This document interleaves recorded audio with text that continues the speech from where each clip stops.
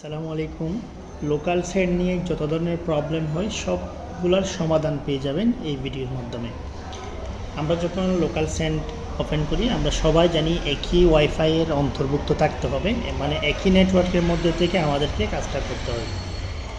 একই নেটওয়ার্কে থাকার পরও যখন আমরা এই প্রবলেমগুলো ফেস করি তখন সেগুলোর মূল কারণ হচ্ছে আমরা সর্বপ্রথম যখন আমরা লোকাল সেন্টটা ইনস্টল করি, ইনস্টল করার পর যখন আমরা ওপেন করতে যাই তখন আমাদেরকে এরকম একটা মেসেজ দিবে এটার মতো, যে এখানে যে লাল চিহ্ন দেওয়া আছে এইখানে চেকবক্সগুলো আমরা ঠিক মার্ক দিয়ে যদি আমরা অ্যালাউ অ্যাক্সেস করে দিই তাহলে আমাদের আর কোনো প্রবলেম হয় না।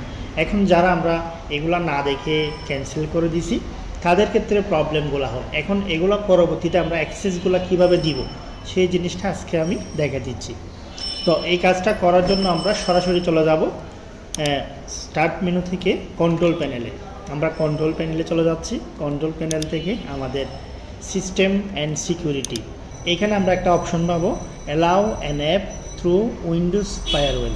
এই অপশনে আমরা ক্লিক দিব। এখানে ক্লিক দিলে আমাদের অ্যাপস পারমিশনের অপশনটা আসবে, এইখানে চেঞ্জ করতে হবে।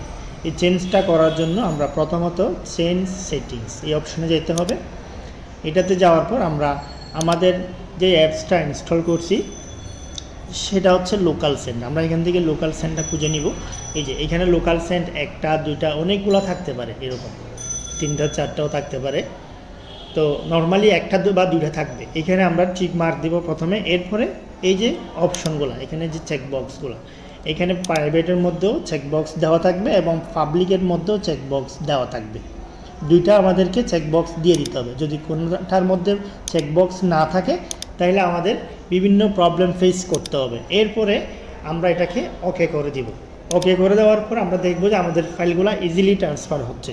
এরপরও মাঝে মধ্যে দেখা যাবে হঠাৎ করে অ্যাক্সেসটা চলে যায়, তখন সেম নিয়মে আমাদেরকে এই কাজটা বারবার ঠিক করে দিতে হবে যদি প্রবলেম ফেস করেন।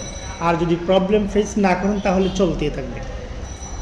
এ হচ্ছে লোকাল সেন্টের একদম পার্মানেন্টলি সমাধান।